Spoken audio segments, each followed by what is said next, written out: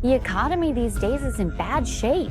Trade isn't growing, globalization's fallen apart, the supply chain can't keep up anymore, or populations are collapsing, people just don't want to have kids. All of these economic problems stem from a single root cause.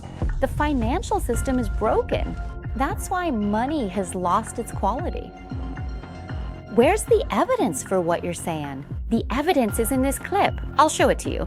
The proof that the financial system is broken is floating all over the world's oceans. So what exactly is it about? It's about de-dollarization.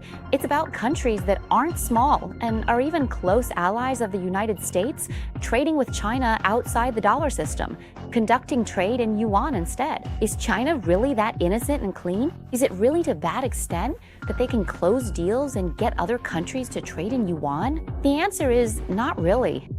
But all of this, if the United States, which controls the global financial system, could keep the US dollar flawless, none of this would be happening. And this is the same root cause that led to the collapse of the British Empire. And it's also the same root cause behind one of the world's biggest financial crises, the Great Depression. In this video, I am going to explain everything to you. If you'd like to support Sand Money Monster, you can do so via this QR code. Go ahead and scan it. Or you can support the Sand Money Monster channel in a very simple way. Just hit like, share, and leave a quick comment below to chat with us. And don't forget to hit subscribe for us too. And if anyone thinks, hey, if you want to support the Sand Money Monster channel so we can keep making fun and independent financial content like this for a long time, you can become a member. Thank you very much. One of the most significant pieces of evidence showing that the invisible machine propping up the power of the US dollar is starting to collapse is actually out at sea. It's the bulk carriers transporting hundreds of thousands of tons of minerals. From Brazil, from Australia, they're headed to China. And it's not just China. These bulk carriers are also transporting minerals to various Chinese stations all over the world, making millions of trips. This is really happening. There are many companies from various countries involved, but the biggest one right now is BHP. This Australian mining giant, the largest in the world, has closed a deal to sell a certain amount of minerals to China in yuan. BHP sells 88 million tons of minerals to China every year. The trade value is around 8 to 10 billion US dollars. Yes, it's about 10 billion US dollars that have now moved outside the US dollar system. The important point here is that BHP is an Australian company. Australia is a member of the Five Eyes and one of the United States' closest military allies. To be honest, we really need to explain how this deal even came about. This deal didn't happen because, wow, it came about from mutual satisfaction in reaching an agreement. I want to sell in yuan. That's not it. It's because China is BHP's biggest customer, so they have the leverage to pressure BHP, saying, you have to sell me ore in yuan. Even if it's not all of it, a significant portion must be in yuan, and it has to be a big enough share to satisfy me. So BHP has to sell ore to China. Out of that amount, 30% is sold in yuan. And BHP isn't the only one. There are other companies that have agreed to close trade deals with China using yuan as well. In 2023, the French energy giant Total Energies made its first payment for a batch of gas in yuan instead of dollars. There's now a system in place to support transactions in yuan. But I have to clarify here, it's not that all sales to China are done in yuan. The important point is that France is actually a NATO member. In the same year, Brazil, which is one of the G20 countries, even though it's also part of the BRICS group, but Brazil has also made trade agreements with China, conducting transactions in yuan. They've been trading this way since 2023, and now, in 2026, the Brazilian government is preparing to issue government bonds denominated in yuan. But I also have to say that regardless, most of Brazil's international trade is still conducted in US dollars.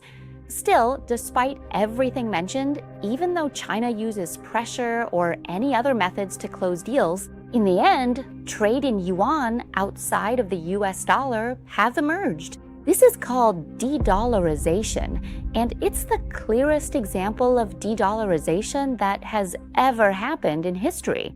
Because if you were to say, hey, a deal selling such a huge batch of goods outside the dollar 5 years ago, there's no way that could have happened. This happened partly because of pressure from China, that's true, but it wouldn't have happened at all if the US dollar financial system was still perfectly intact. Honestly, it's because part of it is already broken down, but as for how it's broken, let's put that aside for now. And more importantly, another reason why the idea of trading outside the US dollar would have been impossible 5 years ago is this, because even just trusting the yuan was already difficult for people back then.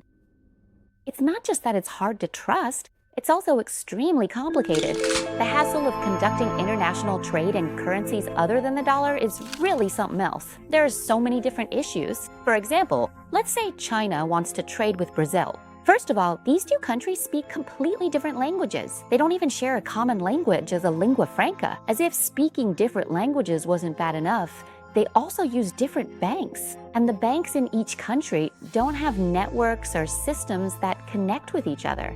They're on completely separate banking systems, separate government systems, separate legal systems, and they use different currencies.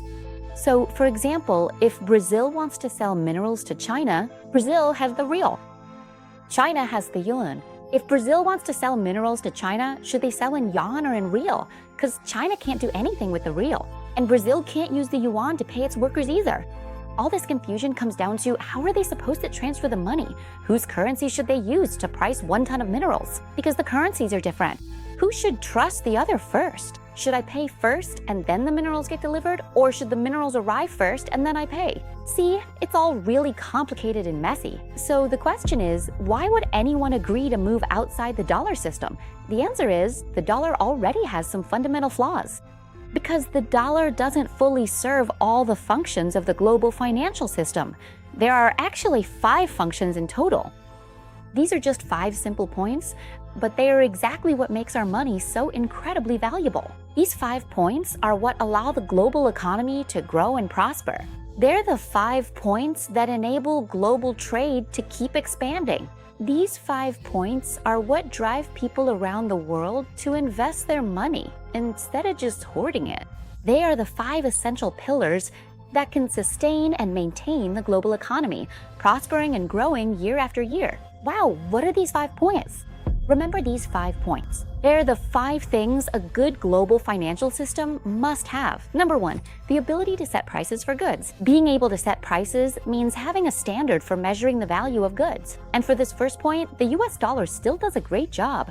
Because 80 to 90% of commodities and assets around the world are still valued in US dollars. And it still works well. The US dollar is the gold standard for measuring the price of assets worldwide. If anyone wants to understand how the US dollar serves as the measuring stick for prices around the world, I made a previous video about this. Go check it out. The second function is moving money. Move the money. On this point, the US dollar still excels because when we do business, say we agree on a price and decide to buy and sell this mineral in US dollars, that's it. But if we can't transfer money from the buyer's account to the seller's account, the US dollar still does this job extremely well through the SWIFT system.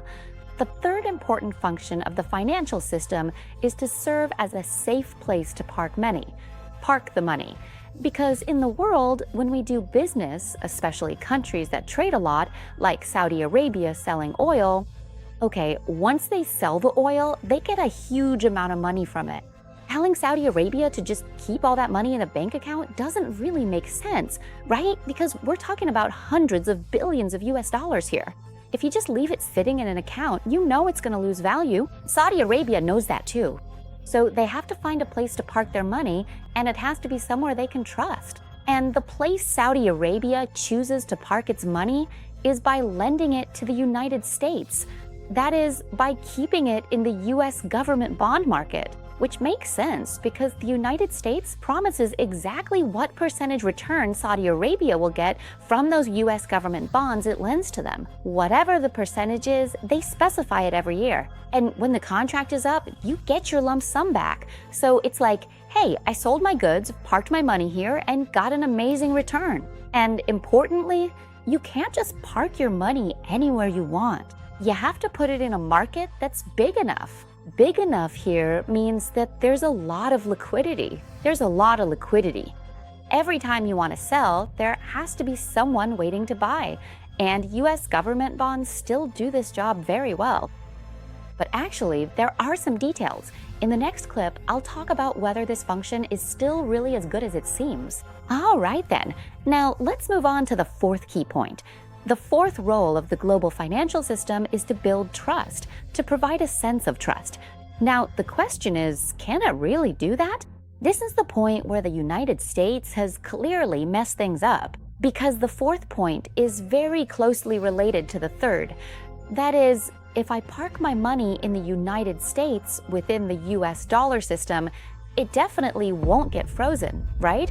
That money will always be mine, right? No matter if America likes me or not. That money will always belong to me. Is that true or not? It used to be true until it wasn't, when Russia invaded Ukraine, and America didn't like what Russia did. Was it violent? Yes, it was. But what America did was just as harsh. They froze Russia's $300 billion US. That action made central banks around the world instantly realize that if we ever fall out of favor with the United States, the money we've deposited can be seized.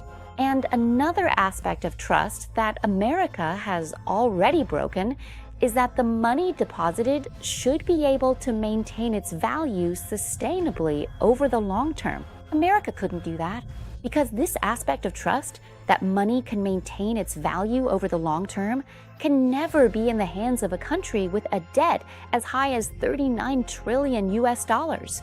By nature, a country in debt will always have to try to pay it off. And everyone knows well that one of the ways the United States pays off its debt is by printing more money to pay its own debt. And the more money they print, the more inflation there is. The more inflation, the lower the value of the money. So the money that America borrows today, who knows how much it'll be devalued by inflation in 10 years. The numbers might stay the same, but the value will never be the same. So on this point, the US can't really build trust that the money it borrows will hold the same value. And the fifth and very important point is freedom. Freedom, which essentially means the freedom to exchange freely with others. You can exchange it for any currency, gold, dollars, this or that currency, or any asset you want. And you should be able to access your own money whenever you want, without needing anyone's permission. This point has already been completely destroyed ever since the very day the United States prohibited Russia from accessing its own money. That $300 billion US, according to this information and what has already happened in the world. This means that the United States has single-handedly broken two of the ironclad rules of the global financial system. As for the third point, it's kinda halfway there, which in the past, every empire, no matter how great, has collapsed for just one reason. They broke the ironclad rules of their own financial system. Let me give you an example. In the 19th century, the British Empire once upheld these 5 ironclad rules of the global financial system and did it very well. The British pound used to be the world's reserve currency, serving as the standard for measuring assets worldwide, just like the dollar does today. London was the world's bank. It's still a financial hub even today. In 1912, the City of London financed more than 60% of global trade. And for many generations, the pound was valued on par with gold. Anyone holding pounds could exchange them for gold. That's why the pound could set its own price. It could be moved around freely. It could be used to store wealth. It had credibility and fulfilled all 5 freedoms. On that foundation, the global economy and global trade thrived and grew steadily for many decades. It was a period when remarkable art and culture emerged on the world stage. There were all sorts of new innovations emerging in the world during that era. It truly deserves to be called the golden age of globalization. But then, one day, the glory of the British Empire, which had shone as brightly as the world's great sun, suddenly sank beneath the waves because World War I drained all its energy away. After that, Britain was never able to rebuild the old system to its former glory. In fact, things only got worse, especially in September 1931. The Bank of England, which is the central bank of England, stopped allowing the exchange of pounds for gold. That event meant that people who had saved up pounds, earned through a lifetime of hard work, woke up the next day to find they were just holding pieces of paper. In a single morning, the trust in the pound and the British Empire was shattered, never to return again. That was how the British Empire destroyed the ironclad rules of the financial system with its own hands. Number 4, trust. And number 5, freedom. Both gone. And if anyone wants to see what the British economy looks like today, you can check out the latest update and the video marking the 10-year anniversary of Brexit. I just did that. And then there was another event that happened right after the British Empire broke its own rules. At that time, the United States hadn't yet become the one setting the rules for the global financial system, but the US started by imposing import tariffs. They were the first to implement them. Once America did, other countries followed suit. The 1930 Smoot-Hawley Act broke an ironclad rule of the global financial system because once tariffs were up, others followed. It was basically choking free trade, making it impossible to do business in a globalized way. So it also made it impossible to move money around easily, and nobody knew whose currency should be used as the standard for pricing. Once the first and second rules broke down, there was nowhere left to park money, so the third rule collapsed too. Once the third rule collapsed, trust disappeared as well, and the freedom to access money was gone too. All 5 rules had failed. Whenever all 5 golden rules of the global financial system break down, it creates the most spine-chilling thing for investors and business people: unpredictability. How am I supposed to do business when I can't trust your money? And you don't trust me either. I can't even find a place to stay. Can I trust the laws in your country? And can you trust the laws in my country? That caused the value of global trade from 1929 to 1933. The value of global trade plummeted by about 60%. And by 1932, the entire world was trading at less than 39% of the previous year's volume, causing the global economy not just to decline, but to come to a complete standstill. This was the root cause of one of the biggest financial crises in history, the Great Depression. But I'm not telling you this to make you worry that much. What I want you to see is that every time there's a downturn, no matter how sudden or severe the drop is, there's always a rise afterward. In 1944, a new global financial agreement was established, Bretton Woods.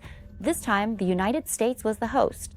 The United States took on the responsibility of upholding all 5 key rules of the global financial system. As a result, from 1950 to 1973, this caused the economic output of many countries to double. For developed countries, economic growth rates of 4 or 5% were considered normal. Trade was growing extremely fast. It was truly an era of rapid commercial expansion, the fastest economic development in the modern financial era. And for this reason, it means that the United States, and the US dollar in particular, did its job extremely well. This led to global acceptance, and that's why people around the world still use the US dollar today. So what happened in 1971? Oh, anyone watching should remember. President Richard Nixon officially announced the removal of gold backing from the US dollar.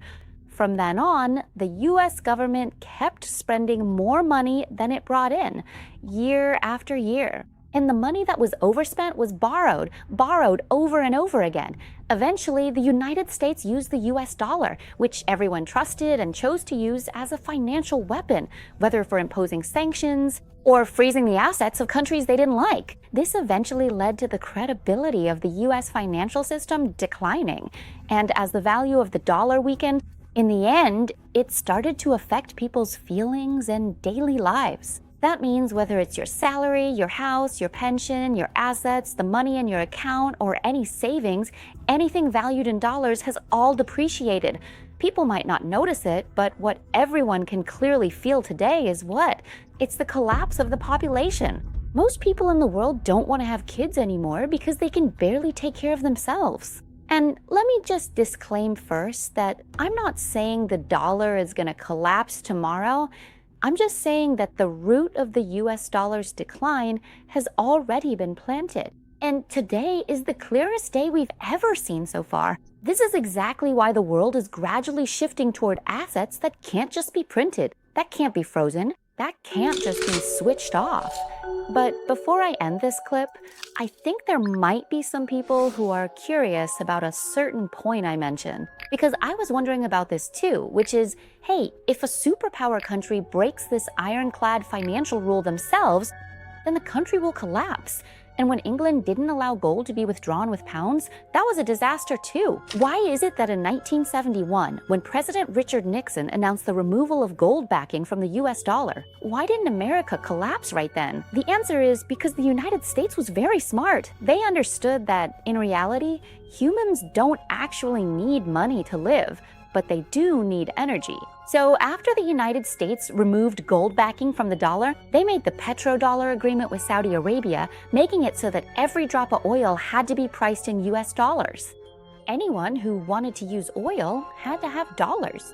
This made the dollar become the world's dominant currency that everyone still has to use to this day. That's the reason why the US dollar became so powerful and dominant. Now, what's happening at this moment?